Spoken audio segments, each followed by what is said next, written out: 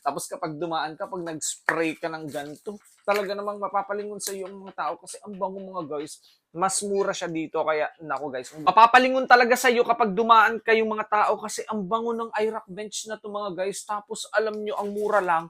Alam nyo, ang dami na niya, 100 ml. Grabe, nakakatuwa yung body spray na to ng IROC bench. Nakakatuwa mga guys, oh. Ang sarap ng amoy, hindi siya matapang, hindi masakit sa ilong, amoy fresh ka lang talaga dito sa IROC bench na to. Di ba nakakatuwa? Ang sarap ng amoy mga guys, hindi ka talaga mahihiya sa amoy mo, hindi ka amoy pucho-pucho. O di ba, hindi ka na mag-aamoy maasim ngayon, kaya dapat meron kayo ng mga ganitong body spray.